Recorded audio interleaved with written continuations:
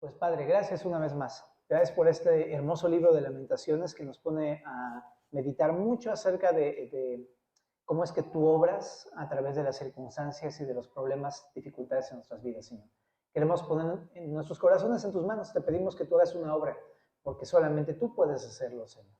Te lo pedimos, Señor. Y gracias por tu palabra esa noche. Amén. Bien, vamos a leer el verso número 1 al verso número 10. ¿Cómo se ha ennegrecido el oro? ¿Cómo el buen oro ha perdido su brillo? Las piedras del santuario están esparcidas por las encrucijadas de todas las calles. Los hijos de Sión, preciados y estimados más que el oro puro, ¿cómo son tenidos por vasijas de barro, obra de manos del alfarero? Aún los chacales dan la teta y amamantan a sus cachorros. La hija de mi pueblo es cruel como los avestruces en el desierto. La lengua del niño de pecho se pegó a su paladar por la sed. Los pequeñuelos pidieron pan y no hubo quien se lo repartiese. Los que comían delicadamente fueron asolados en las calles. Los que se criaron entre púrpuras se abrazaron a los estercoleros, porque se aumentó la iniquidad de la hija de mi pueblo más que el pecado de Sodoma, que fue destruida en un momento sin que acamparan contra ella compañías. Sus nobles fueron más puros que la nieve, más blancos que la leche, más rubios eran sus cuerpos que el coral, su talle más hermoso que el zafiro. Oscuro más que la negrura es su aspecto. No los conocen por las calles. Su piel está pegada a sus huesos, seca como un palo. Más dichosos fueron los muertos a espada que los muertos por el hambre, porque estos murieron poco a poco por falta de los frutos de la tierra. Las manos de las mujeres piadosas cocieron a sus hijos. Sus propios hijos les sirvieron de comida en el día del quebrantamiento de la hija de mi pueblo. Bueno, esto es un capítulo bastante fuerte, ¿verdad? Vemos varias cosas para empezar, pero si te puedo poner un subtítulo, lo que vemos es cómo Dios es capaz de transformar lo malo y permitir, es capaz de convertir algo. Lo voy a volver a decir. Tú y yo sabemos por la historia de Génesis y varias historias que Dios es capaz de convertir lo malo en bueno, ¿verdad? Cómo rescata de ahí. Pero aquí es al revés. Permite que las cosas buenas se tornen en cosas muy complicadas. Eso es lo que estamos viendo acá. Y hace un montón de contrastes entre lo que era y lo que ahora es en el pueblo de Israel, en Jerusalén. Todo este pasaje habla de cómo Jerusalén ha sido transformado por completo, que si lo vieras, no lo reconocerías. Y fíjate, comienza diciendo en el verso 1 que el santuario, o sea, el templo de Jerusalén que había, está completamente destruido, ¿no? El santuario cuando tú, no sé si has visto, ¿te gustan los aretes de oro, las pulseras de oro y todo eso? Me imagino. Dices, sí, están bien bonitos, ¿no? Bueno, ahora imagínate ver un templo lleno, o sea, recubierto de oro por dentro. Imagínate esa cosa, cómo se vería. O sea, es impresionante la riqueza, el esplendor, la hermosura del templo de Dios en Jerusalén. Pero si tú recuerdas cuando llegaron los babilonios, lo quemaron todo. Quemaron el templo, quemaron la ciudad, destruyeron la muralla, quemaron las puertas. Todo lo destruyeron los babilonios. Por eso dice aquí, hey, el templo está ennegrecido. Era como el oro y está negro, quemado. ¿No? Qué fuerte. Ahora también en el verso 2, los hijos de Sión se refiere a los judíos. Esa palabra Sión es una palabra que se usa para referirse a los judíos, a los habitantes de Jerusalén. Y dice, eran preciados y estimados más que el oro puro. O sea, lo que está diciendo es, deja tú el templo. Los israelitas, ellos eran por Dios muy preciados y estimados. O sea, cómo los ama Dios. Y con todo, dice, ahora son tenidos por vasijas de barro. Ahí en Oaxaca tenemos una costumbre de comerte un buñuelo. No sé si alguien sabe lo que son los buñuelos. Dice, sí. Agarras el buñuelo, lo pagas, te lo dan en un vaso, aparte no sé por qué te lo dan en un vaso todo así cóncavo, si es un buñuelo así extendido, bueno. Lo cual no tiene ningún sentido. Pero la cosa es que te lo dan así, y entonces te comes el buñuelo y agarras el plato y ¡bum! Lo avientas y el chiste es que se rompa, así, pero avientas bien alto el plato y se desquebraja y se despedaza, ¿no? No tiene ningún valor una vasija de barro, ¿no? Y es lo que está diciendo aquí, precisamente. Dios ama a su pueblo, son valiosos y preciosos, pero los babilonios los tratan como algo inservible, inútil, sin valor. Pareciera como si hubieran perdido todo su valor. También aquí en el verso 3, bueno, también, aquí yo puse mis notas, los hacen como quieren. Qué interesante, ¿verdad? Eso está pasando con los israelitas, los está haciendo como quiere el enemigo. En el verso número 3 dice, aún los chacales dan la teta y amamantan a sus cachorros. La hija de mi pueblo es cruel como los avestruces en el desierto. Está fuerte eso porque pone una imagen de los chacales, con todo y que son bien así chacales, también feos. ¿Has visto un chacal? Tan feos, feos, feos, feos. Y son aparte crueles y mala onda. Pero aunque son así, dice, ellos dan la teta a sus hijos, a sus cachorros.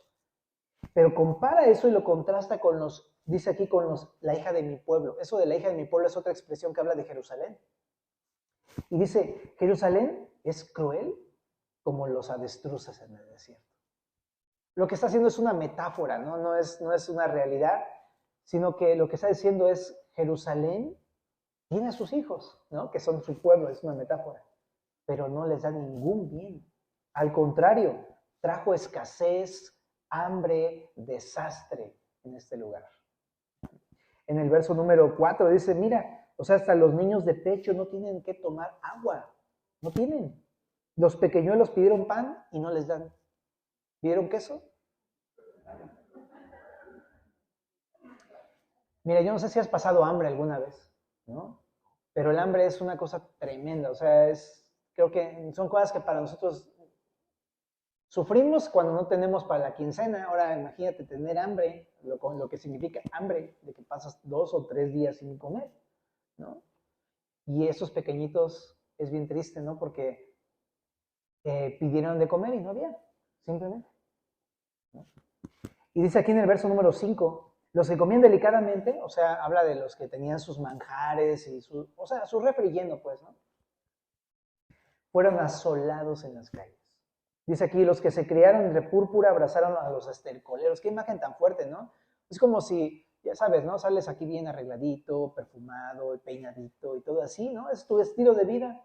Y de repente, de un momento a otro, estás en el basurero, ¿no? La imagen es fuerte, ¿no? Lo que pasó, el contraste que pasó con Jerusalén. También el verso 6 dice, se aumentó la iniquidad de la hija de mi pueblo más que el pecado de Sodoma. Lo que está diciendo es, esa es la razón, ¿no? Porque se puso así la cosa porque ellos agravaron su pecado. Dice incluso aquí más que Sodoma y Gomorra.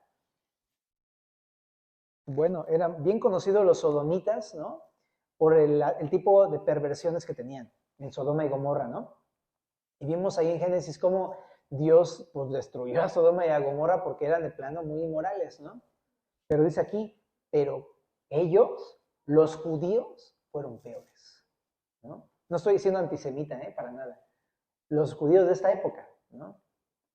En general, hablando de la población en general, porque abandonaron a Dios y todo lo que hemos leído en Jeremías, lo que se lee en Samuel, en Reyes, de cómo rechazaron a Dios y en verdad siguieron a sus ídolos, hostilmente rechazaron a Dios. Entonces, conociéndolo, lo dejaron atrás, ¿no? Entonces, por esas y muchas más cosas, dice aquí que se aumentaron su maldad más que Sodoma. Y dice aquí en el verso número 6, en la segunda parte, que Sodoma fue destruida rápidamente simplemente por ser una ciudad perversa. Pero los judíos hicieron mucho peor. O sea, ¿qué más les esperará a ellos, no? Si a los sodomitas les fue así, ¿qué va a pasar con los judíos, no? Ahora en el verso número 7 dice, sus nobles, o sea, habla de probablemente se refiere con esta frase a las personas que tenían poder económico, ¿no? Como el día de hoy, pero también puede referirse a los líderes o los principales de la ciudad. Y dice, hey, o sea, tú los veías entrando al templo con completamente purificada ceremonialmente para entrar y adorar en el templo, ¿no? Y tenían unas reglas súper estrictas para poder entrar en el templo y adorar a Dios, ¿no? ¿Te acuerdas por ahí en el Evangelio que se lavaban las manos un buen de veces? Tenían una tradición de lavarse las manos como 20 veces. No, no como tú y yo que luego nos damos 3 veces por las plagas del COVID, ¿no? No, allá tenían eso por tradición para que pensando que se lavaban bien las manos podían tener pureza ceremonial y acercarse allá, ¿no? Y tenían un chorro de costumbres así, ¿no? Sus túnicas, o sea, no podía tocarlas ningún leproso, ninguna persona que tuviera alguna enfermedad porque los hacía impuros y entonces no podían acercarse al templo y todo esto lo que está diciendo es eso. Míralos cómo eran antes, se veían como perfectos y puros así, pero mira, ahora su apariencia es más negra, ¿no? Es negrura. O sea, ¿te imaginas la vestidura, unas vestiduras sacerdotales llenas de mugre? ¿No? Están totalmente, porque eso pasó, fueron llevados en cautiverio, ya no les importó qué tipo de vestidos tenían, todos se echaron a perder, todos se mancharon con la mugre, con el hambre, con el desamparo, todo eso se echó a perder, todo. Ya no importaba si tenías las manos limpias o no, ya estaba todo destruido, tu aspecto, ¿no? Entonces, así es lo que pasaron estas personas. También dice ahí, su piel está pegada a sus huesos, seca como un palo. Y no es tan fuerte porque eso ocurrió apenas el siglo pasado, apenitas, en el holocausto judío, ¿no? Si tú ves videos del Museo del Holocausto, en verdad te asombras de las fotos que hay. Pero una de las fotos más rudas es de las personas que están en los guetos. Y de plano, o sea, es inconcebible. Entonces, ¿en serio se puede llegar a tal grado de flacura? ¿No? O sea, toda la piel de los brazos, o sea, sin playera, sus piernas, dices, y cuando ves las fotos de los quemados, que están terribles, todos están secos, o sea, literal. No por el castigo final, sino por todo el martirio de no darles de comer. Están bien duras estas imágenes que está poniendo acá y no, pasó en el holocausto, pero ya había pasado antes en el cautiverio, ¿no? Entonces está hablando de una hambre que fue bastante fiera contra el pueblo judío. Y en el verso número 9 dice, más dichosos fueron los muertos a espada que los muertos por el hambre, porque estos murieron poco a poco. Órale. Creo que muchas personas si saben que van a morir preferirían una muerte rápida. Pero ellos murieron poco a poco, ¿no? Es una tortura la que ocurrió con ellos. Y al final dice, las manos de las mujeres piadosas, ¿no? Las mujeres piadosas con sus manos hacían muchas cosas, le hace Proverbios 31, ¿no? La mujer virtuosa, ¿no? Y era como el modelo a seguir de la mujer judía, ¿no? Que amaba a Dios y que quería servirle. Y de repente dices, ¿en qué momento pasó esto que dice aquí? Cosieron a sus hijos. O sea, históricamente hablando, eso sucedió. Tomaron a sus hijos por el hambre, los cocieron y se los comieron. Canibalismo. Y es inconcebible pensar en algo así, o sea, es algo de realmente tremendo. O sea, tú no pensarías nunca en llegar a algo así. Y yo estoy seguro que ellos tampoco. Y llegaron hasta un punto así porque pasaron cosas inimaginables. Y esa es la situación del pueblo judío, ¿no? O sea, yo creo que sí hay suficientes y muchas más razones que Jeremías nos pone en este libro para meditar en las trágicas consecuencias del pecado en nuestras vidas. Pero déjame resumir un poquito qué es lo que nos muestra este pasaje. Bajo la premisa de Lamentaciones 3, ahí en el capítulo pasado, en el verso número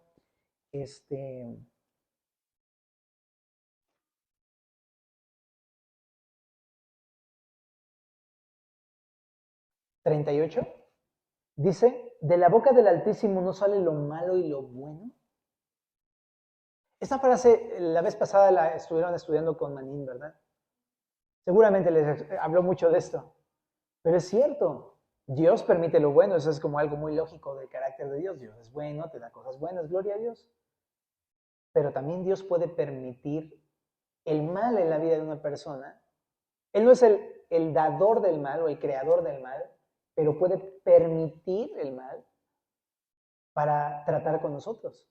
Y es interesante porque así como vuelve lo malo en bueno, también puede permitir que lo bueno se eche a perder todo.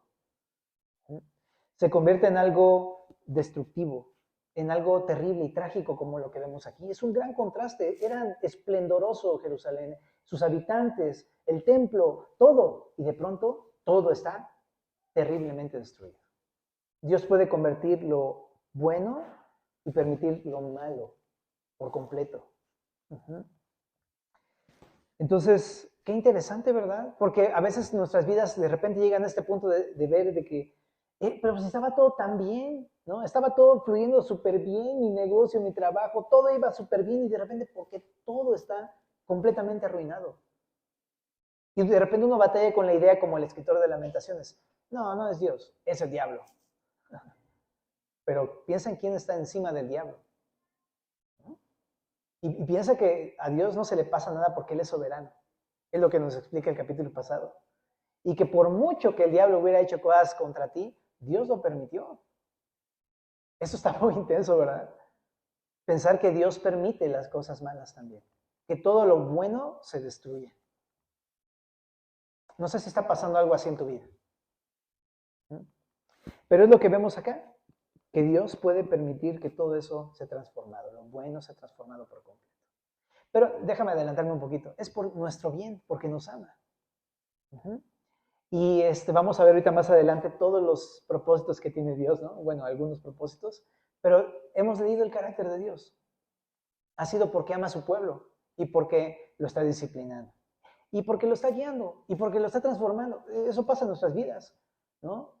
No es, o sea, Él sabe la forma adecuada con la cual tratar con nosotros. Uh-huh. Y a veces cuando permite cosas muy leves, sabe que con eso tenemos para botar para arriba, pero sabe que cuando nos permite cosas bien duras, es porque era necesario. Entonces eso que estás pasando, mi hermanito, es porque Dios lo está permitiendo. Y es porque es la forma que Él ha previsto como la más adecuada para tu bien. Aunque pueda parecer así como bien extraña la idea y el principio de esto, ¿verdad? Pero detrás de esto se encuentra un Dios de amor, un Dios de misericordia. ¿Te acuerdas lo que leímos el capítulo pasado? Nunca decayeron sus misericordias, son nuevas cada mañana. ¿Te acuerdas? Entonces confía en que esas cosas son de Dios y descansa en eso. Ahora otra cosa, la otra parte que más me gusta.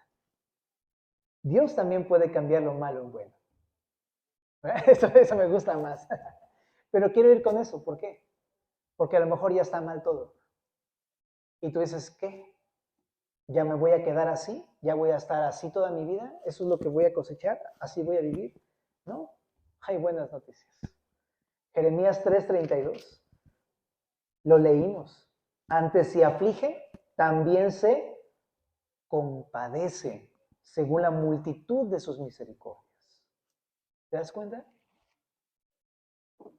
Entonces, no es que vaya a dejarte así, no, Él se va a compadecer. Él ya es compasivo y Él te ama. Y Él se va a compadecer de ti. Pero, ¿qué hacía el salmista? Me encontré este versículo, mira, en el Salmo 30, en el verso 10, dice lo siguiente. Que habla un poquito de otro tema, pero es el mismo principio, entonces te lo voy a leer.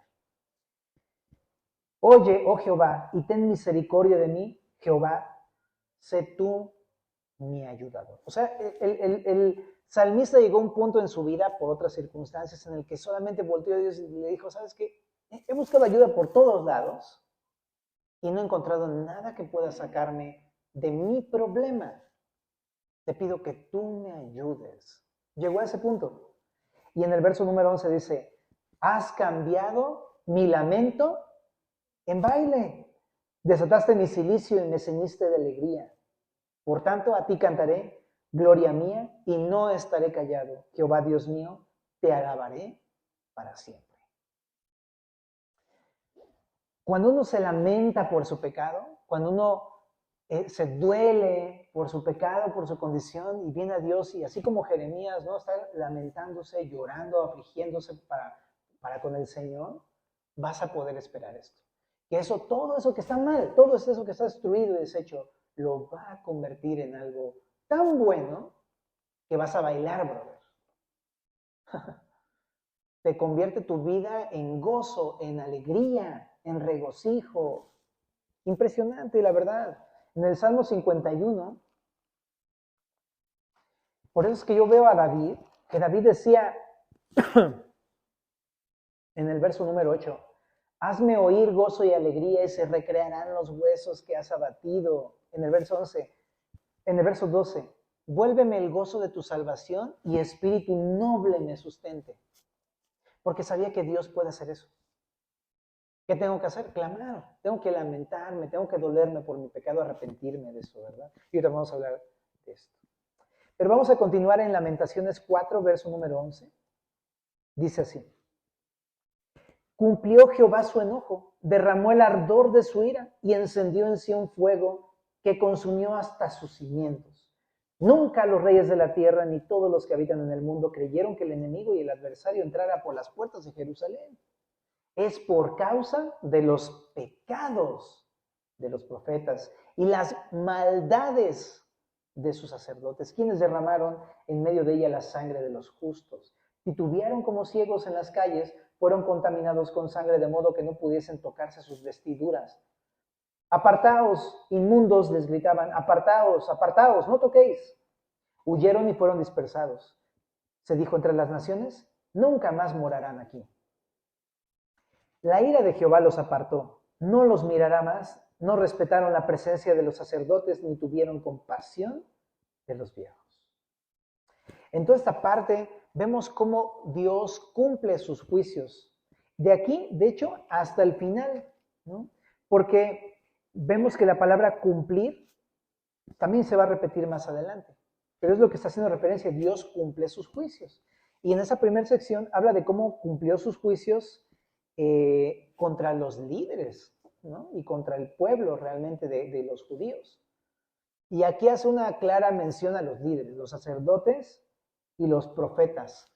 Porque si recuerdas en la historia de Israel, ellos fueron en gran parte los que condujeron al pueblo a la idolatría y dice ahí, a matar a los justos, derramaron sangre de los justos. Eso puede referirse, por ejemplo, a la muerte de, yo creo, no lo menciona claramente en la Biblia, pero sí hay pasajes que hablan de cómo derramaba mucha sangre de justos.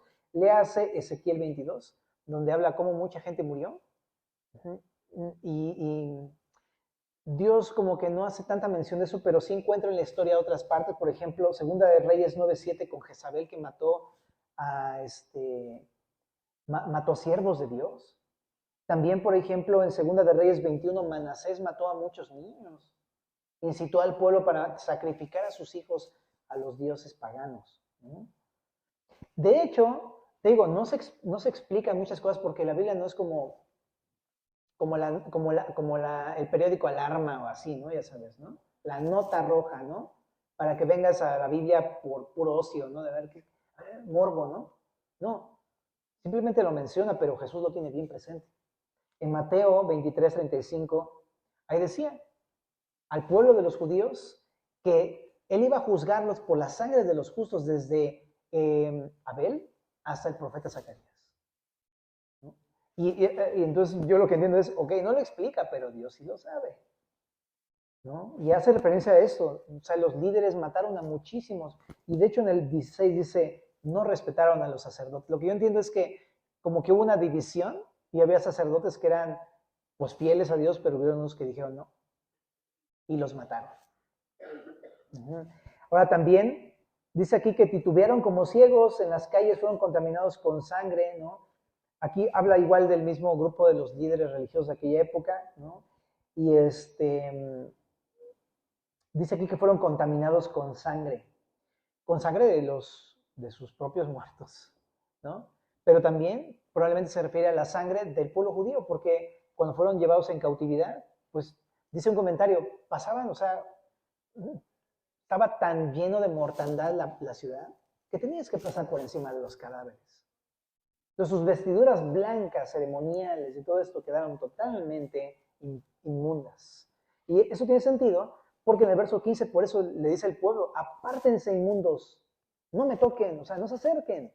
Están inmundos los líderes. Qué loco, ¿no? Entonces, aquí veo otra cosa, que tanto Dios los apartó de sí por su pecado, como también incluso las mismas naciones los repudiaban. Qué loco, ¿no? Que por el pecado podemos romper nuestra comunión con Dios, pero también nuestra relación con los demás, ¿no? Te vuelves repugnante, ¿no?, a la vida de los demás. Pero aquí dice, la ira de Jehová los apartó, no los mirará más. Eso es lo que más me pone a temblar, ¿no? De que el pecado siempre rompe nuestra comunión con Dios. Imagínate que Dios no te... O sea, del día de hoy estás aquí porque te han mirado con compasión, pero imagínate que no. Nada más imagínatelo, porque ya vimos que Dios es compasivo. Si no fuera por su gracia, cada vez que pecáramos así, mira. No nos ve. Pero Dios es bien compasivo, ¿verdad? Ahora, también en el verso número 17, pasa ahora de advertir o hacer mención de lo del pueblo, de los líderes, perdón. Pasa a hacer mención de los líderes allá al pueblo en general. Y ahí vemos a Jeremías hablando en primera persona. Entonces, en el verso 17 dice, aún han desfallecido nuestros ojos, esperando en vano nuestro socorro. En nuestra esperanza guardamos a una nación que no puede salvar. Cazaron nuestros pasos para que no anduviésemos por nuestras calles. Se acercó nuestro fin. Chécate. Se cumplieron nuestros días, porque llegó nuestro fin. Ligeros fueron nuestros perseguidores más que las águilas del cielo. Sobre los montes nos persiguieron, en el desierto nos pusieron emboscadas. El aliento de nuestras vidas, el ungido de Jehová, de quien habíamos dicho, a su sombra tendremos vida entre las naciones, fue apresado en sus lazos. Bueno, déjame explicarte esa sección, ¿no? Ahora pasa a hablar del juicio contra el pueblo, y Jeremías es parte del pueblo y dice, nosotros, todo el tiempo se repite, nuestros ojos, nuestro socorro, nuestra esperanza, nuestros pasos, nuestras calles, nuestro fin, nuestros días, nuestro fin. Está refiriéndose al pueblo de los judíos. Y está diciendo, hemos esperado en vano nuestro socorro porque nos apoyamos en una nación que no puede salvarnos. ¡Qué loco! Está admitiendo que como pueblo no confiaron en Dios, sino que confiaron en una nación. ¿En cuál? Bueno, pues hubieron varias naciones. Primeramente en Reyes, en Primera de Reyes, ya después de que habían hecho la gran mala decisión de decirle a Dios, no reine sobre nosotros, queremos un rey como las demás naciones, y les dio a Saúl, y después a David, vino Salomón. Y Salomón, en Primera de Reyes 5, se asoció con Tiro, que bien era amigo de David, pero él, en vez de solamente conservar esa amistad con él, se asoció con él y tuvo terribles consecuencias al asociarse con Tiro. Ahora también después Salomón se asoció con Egipto en Primera de Reyes 7 y se casó con la hija del faraón, hazme un favor. Cuando Dios había dicho que no podía tomar a una mujer extranjera, porque lo iba a apartar de Dios y lo iba a llevar tras sus ídolos, y dicho y hecho, ¿no? Y de hecho, también en Primera de Reyes 11, ahí saca la lista de sus queveres, ¿no? De sus reinitas, porque tuvo 700, ¿te acuerdas? Literal reina, no es como aquí, la reinita, no. Ahí tuvo 700 reinas esposas.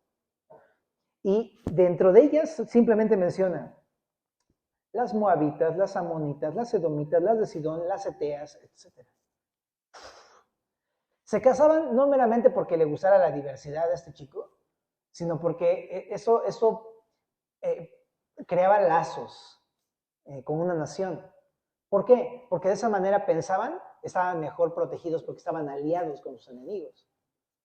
Pero ¿qué te estoy diciendo con todo esto? Se asoció con Egipto y con todas esas naciones, pero lo que está haciendo es dejar de confiar en Dios. Está confiando en sus propias fuerzas y sus estrategias y sus alianzas, pero no está confiando en Dios. Y a eso hace referencia aquí, por ejemplo, en Lamentaciones 4:17, dice, nos apoyamos ahora sí que en vano, a lo tonto, porque esperamos su ayuda. ¿Y cuándo nos ayudaron? ¿Nos ayudaron? No nos ayudaron. Egipto, ¿sabes qué pasó con Egipto? Estuvo bien rudo, porque en la historia se narra cómo, para variar, Israel se asoció con Asiria antes que vinieran los babilonios, ¿no? Y de pronto llegaron los egipcios a pelear contra los asirios y pues, así que Israel tomó la oportunidad así de, voy a asociarme con los asirios, pensando que iba a tener un buen paro ahí. pero ¿sabes qué? El príncipe de Egipto lo mató. Así, o sea, su ayuda fue totalmente en vano. Bueno, y también dice acá adelante, que dejaron de tener libertad en el verso 18, cazaron nuestros pasos para que no anduviésemos por nuestras calles. Está hablando de que ya no pueden salir con libertad, se acabó la libertad. Es como el día de hoy, o sea, ves a Israel, no pueden salir a las calles, les cae una bomba o algo, o los mata un terrorista o algo, ¿no? Es igual, en aquel momento no podían estar con libertad por causa de la guerra. También dice aquí que se acercó su fin y se cumplieron sus días. Otra vez escribe esta palabra, se cumplieron, porque es el foco de toda la segunda parte. Dios cumple sus juicios. Y bueno, ahí habla también de los enemigos, cómo en vez de ayudarnos, los moabitas, los edomitas y todos les pudieron emboscadas. Ahorita vamos a ver el ejemplo de Edom acá adelante. Y al final dice que hasta el ungido de Dios, en quien tenían puesta su confianza, hasta él fue apresado. ¿A quién se refiere? Se refiere al rey Sedequías, porque fue el último rey antes de la cautividad final. Y hasta él fue llevado en cautiverio, fue apresado. Eso se encuentra en Reyes 25, ¿verdad? Segundo de Reyes 25. Qué fuerte, ¿verdad? Pero acabamos de leer el capítulo, ¿no? Para dar la parte al final. Dice aquí, gózate y alégrate, hija de Edom. Ok, nada más déjame hacer una aclaración. Ahora ya no está hablándole a Jerusalén. Ahora le está hablando a los edomitas. Y para que entres en contexto antes de leer esa frase, esa porción, ¿te acuerdas de cómo eran los edomitas? Ellos se asociaron con los edomitas pensando que les iban a ayudar, ¿no? Se apoyaron en ellos porque me van a hacer el paro. Pero fíjate, leímos en Jeremías al profeta Abdías también. Y todo Abdías y Jeremías 49 habla de que los edomitas se pasaron de la raya. Lo que hicieron fue, atacaron, cuando los babilonios atacaron a los judíos, ellos se quedaron mirando la desgracia de los judíos. Y todavía peor, fueron y se aliaron con los babilonios para atacar a los judíos. Fíjate, y todavía peor, despojaron y robaron a todo Israel. Todo lo que quedó ahí se lo quitaron ellos. Esos son los edomitas. Entonces, chécate lo que le dice aquí. Gózate y alégrate, hija de Edom. Está haciendo un sarcasmo realmente. Porque dice, la que habitas en tierra de Uz, aún hasta ti llegará la copa, te embriagarás y vomitarás. Se ha cumplido tu castigo, oh hija de Sión. Nunca más te hará llevar cautiva. Castigará tu iniquidad, oh hija de Edom. Descubrirá tus pecados. Qué fuerte. Entonces le está diciendo al final, es un juicio contra las naciones, pero especialmente contra Edom, que pues con las cuales se asociaron los judíos, ¿no? Al final simplemente está diciendo, también a ti te va a tocar el juicio. Y algunos pensamientos finales de esto. Dios cumple sus juicios, familia, ¿no? Es algo que podemos ver muy claramente. Dios cumple. Entonces, ojo que cuando te advierte, aguas, porque si sigues en esto va a pasarte esto. Dios cumple sus disciplinas, ¿no? No lo hace por mal, sino lo hace por bien, pero porque nos ama, por eso lo va a hacer. Ajá. De repente a uno como papá se le da de que hizo algo malo el chavo, ¿no? Y es como, bueno, se la voy a pasar por alto. Pero déjame decirte que Dios es justo y Dios no deja pasar por alto ningún pecado. Él sabe cómo, a lo mejor es como, sí, él piensa que lo dejé pasar, pero no lo voy a dejar pasar, voy a hablar con él y se lo voy a hacer ver. ¿Te ha pasado que haces algo que dices, nadie se va a dar cuenta? Y de repente cuando ves ahí, ¿no? El espectacular así de mentiras, el musical y tú, ups, creo que estuvo mal decir una mentira, ¿verdad, Dios? ¿No? Cosas así que dices, no, no puede ser. Sí, Dios sabe. Entonces, por eso te digo, Él cumple sus juicios, sus disciplinas, Él sabe cómo hacerlo. Ahora también está bien interesante porque no solamente a los líderes, también al pueblo y también a todas las naciones. Entonces es una cosa general, porque Dios es así, es justo. Pero déjame aterrizarlo, y también contigo y conmigo. Si Dios juzgara algo de ti o de mí, ¿por qué causa me juzgaría? ¿Qué estaremos haciendo mal que nos cumpliría un castigo, una disciplina? ¿No? Bueno, en primera de Pedro 4:17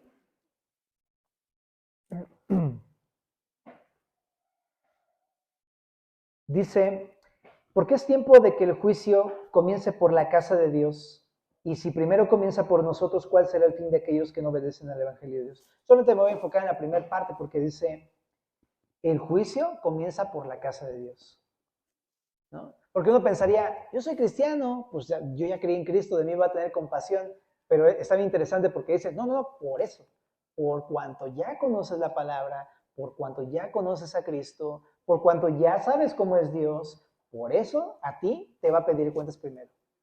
Ajá. Muy interesante. Ay, mamá, ¿verdad? Y es importante como considerarlo, ¿no? Dios cumple sus juicios primeramente con nosotros, para bien y para mal, cualquiera de las dos. De hecho, en 1 Corintios también dice que hay un bema en el que Dios va a juzgar tanto lo bueno como lo malo que ya hemos hecho en el cuerpo. Y vamos a tener una recompensa por aquellas cosas buenas, pero las cosas malas van a ser quemadas como el heno, la hojarasca. Bueno, pero ¿por qué causa es que nos castiga o nos disciplina Dios? ¿Por qué causa hace eso? Por nuestros pecados. Está bien claro en el texto ahí en el capítulo 4, dice, por causa de los pecados de los profetas, de los sacerdotes, pero más abajo habla del pueblo, de cómo puso su confianza en otra cosa que no era Dios. A fin de cuentas pecó de la misma forma, ¿no? Y las naciones también, ¿no? Entonces, es por causa de nuestros pecados y es como ponerte otra vez a pensar, es que el pecado en verdad destruye nuestras vidas. El pecado nos aleja de Dios. El pecado destruye todo a nuestro paso. ¿No? En verdad el pecado es muy malo, ¿verdad? Bien pecaminoso. ¿Y cómo consiste el juicio? Dice ahí, apartaos inmundos. Oh, qué fuerte también. Porque nos deja entender un par de cosas. Que el pecado nos aparta de Dios. O sea, Dios no puede estar con una persona que vive en pecado.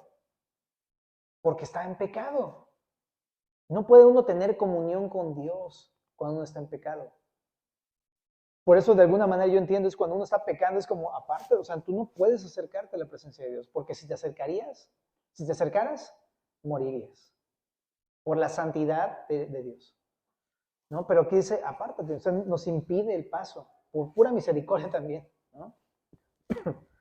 Pero también nos vuelve inmundos, o sea, nos ensucia espiritualmente hablando, ¿verdad? El pecado hace eso en nuestros corazones, pero también nos aparta de otros. Cuando yo o tú hemos estado en algún tipo de pecado, ¿te has dado cuenta cómo se rompe todo? Empiezas a llevarte mal con tu familia, con tus amigos, con tu iglesia. O sea, empieza a volverse todo un caos, ¿no? Pues sí, pero no es culpa de los demás, es el pecado que habita en nosotros, el que nos separa de la comunión con otros. Pero ahora déjame decirlo al revés. Pero, aunque el pecado nos aparta, la confesión y el arrepentimiento nos limpian y nos restauran nuestra relación con Dios, ¿verdad? Primera de Juan 1:9, ya no lo sabemos de memoria, pero nunca está de más volver a recordar. Si confesamos nuestros pecados, Él es fiel y justo para perdonar nuestros pecados y limpiarnos de toda maldad. Nos perdona y nos limpia, ¿no? Eso es lo que vemos aquí en el capítulo, que se mancharon con su pecado, y no podían acercarse, pero Él nos perdona y nos limpia para que otra vez podamos estar en comunión con Él. ¿Y sabes cómo es? Pura confesión y arrepentimiento. Simplemente no es hacer mucho más, porque de repente uno pensaría, ¿qué pasos tengo que dar? Un paso, solamente uno. Pídele perdón a Dios. Solamente un paso, ¿no? ¿Te acuerdas del hijo pródigo, no? Cómo llegó y no sé si a lo mejor el hijo pródigo estaba pensando, híjole, le voy a decir a mi papá qué tengo que hacer para que me reciba y me perdone y siquiera me ponga ahí a alimentar a los puercos porque les va mejor a ellos que a mí. Y de repente va así llegando a lo lejos y el papá se le echa los brazos, sí, a los hombros. y lo recibe, y lo ama, y lo perdona. Traigan ropa, pónganle sandalias, pónganle un anillo, vamos a hacer una fiesta. Y hasta el otro hermano se enoja así, y a mí ni, ¿y yo qué? ¿Cómo es que Dios tiene este corazón con nosotros, no? De que con la pura confesión y arrepentimiento Él perdona y limpia todo en nuestras vidas. En 2 Corintios 6:17, también hemos leído bastantes veces el pasaje.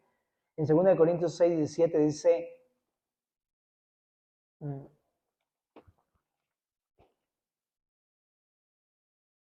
Romanos, Corintios, ajá, dice, salid del medio de ellos y apartaos, dice el Señor. O sea, si hay que apartarse de algo es del pecado y de la maldad, ¿verdad? Y dice aquí, apartaos y no toquéis lo inmundo, y yo los recibiré. Y seré para vosotros por Padre, y vosotros me seréis hijos e hijas, dice el Señor Todopoderoso. ¿No? Qué increíble, ¿no? Cómo solamente al confesar y arrepentirme, decir, no, ya estuvo con ese pecado. En ese momento podemos confiar que Dios nos recibe de vuelta en casa, ¿no? Pero no solamente restaura nuestra relación con Dios, de manera que ahora podemos otra vez entrar al lugar santísimo y platicar con Dios y otra vez tener comunión con Él, sino que restaura nuestras relaciones personales. En Primera de Juan, en el capítulo número 1, dice en el verso 5, este es el mensaje que hemos oído de Él, o sea, de Jesús. Y os anunciamos, Dios es luz y no hay ningunas tinieblas en Él. Si decimos que tenemos comunión con Él y andamos en tinieblas, mentimos y no practicamos la verdad. Pero si andamos en luz, como Él está en luz, tenemos comunión unos con otros y la sangre de Jesucristo, su Hijo, nos limpia de todo pecado. Si decimos que no tenemos pecado, nos engañamos a nosotros mismos y la verdad no está en nosotros. Si confesamos nuestros pecados, Él es fiel y justo para perdonar nuestros pecados y limpiarnos de toda maldad. Si decimos que no hemos pecado, le hacemos a Él mentiroso y su palabra no está en nosotros. Algo que me llama la atención en el verso 7 es eso, que cuando una persona está en comunión con Dios, o sea, está andando en la luz, está siendo transparente con Dios, está confesando sus pecados, está en luz y entonces tiene comunión con los demás. Pero si lo volteamos y decimos lo contrario, si una persona está en pecado, en oscuridad, en tinieblas, no tiene comunión con Jesús y tampoco tiene comunión con los demás. Yo lo veo bien claro, por ejemplo, en el compañerismo cristiano, porque el pecado nos hace pensar cosas raras, como, ya, ¿para qué voy? ¿No? Ya no estoy de acuerdo con eso, ¿no? Me cae mal, yo no estoy de acuerdo con lo que me dijeron, ¿no? O si voy, me van a ver mal, pero sí, ok, pero ¿por qué es todo eso? Porque sabemos que estamos mal, ¿no? Y eso es lo que nos rompe la comunión, porque estoy en pecado. Entonces es tan práctico, tan vívido esto. En el capítulo 2 de Primera de Juan, verso número 9, dice, el que está en luz y aborrece a su hermano está todavía en tinieblas. El que ama a su hermano permanece en luz y en él no hay tropiezo. Pero el que aborrece a su hermano está en tinieblas y anda en tinieblas y no sabe a dónde va, porque las tinieblas le han cegado los ojos. Entonces es eso, ¿no? Si estamos peleados con alguien es porque hay pecado en nuestras vidas y ese pecado está rompiendo nuestro compañerismo con otras personas y significa que no estoy en la luz. O sea, de otra manera, es directamente proporcional mi relación con los demás a la relación que tengo con Dios. Si estoy mal con Dios, estoy mal con los demás. Otra cosa, para terminar nuestro punto final. Como vimos ahí en Lamentaciones, en el verso número 17, el pueblo estaba sufriendo porque confiaron en los edomitas, asirios, moabitas y todos esos cuantos de allá. Pero nos lleva a pensar entonces lo siguiente. Cualquier solución fuera de este método de la confesión y el arrepentimiento, cualquier otro método es vano. O sea, inútil, inservible. Es más, es una trampa, es un engaño, porque solo Jesucristo puede quitar el problema de raíz. Solo Jesús puede perdonar los pecados, porque el problema es el pecado, no es otra cosa, es el pecado. Si yo agarro otro método, que no es este que la Biblia dice, A lo mejor puedo componer mi conducta, mis hábitos y todo, pero no va a ser limpio mi pecado. Solamente va a ser limpio mi pecado cuando confieso mi pecado y me arrepiento de mi pecado. Es que importante, ¿verdad? Y eso, a veces nos apoyamos en otras cosas, pero es un engaño, es una trampa, ¿no? Aquí se apoyaron los edomitas y los edomitas los apuñalaron por la espalda. Entonces, si te apoyas en otro método, en otra persona, en otra solución, no vas a salir del pecado, sino vas a seguir esclavo del pecado, ¿no? O sea, yo muy bien moralmente, pero por dentro completamente lleno de inmundicia. El pecado lo perdona Jesús. Él es el único. Fíjate lo que dice en Hechos 4:12. En Hechos 4:12. Para allá vamos a terminar, mi querida familia.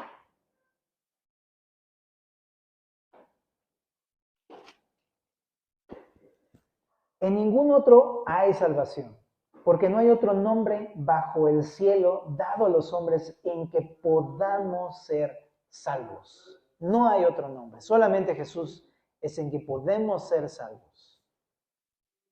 El pecado te hace esclavo, te quita la libertad, pero chécate lo que dice Juan 8:34.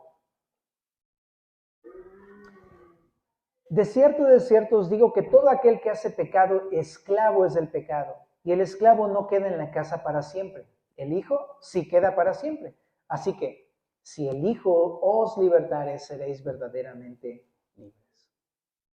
¿Te das cuenta cómo Jesús es el único que puede solucionar tu problema de pecado, limpiarte, perdonarte y darte libertad? Él es el único que puede hacerlo. Entonces, ¿para qué nos hacemos pelotas con tantos métodos cuando es bien fácil venir a Jesús?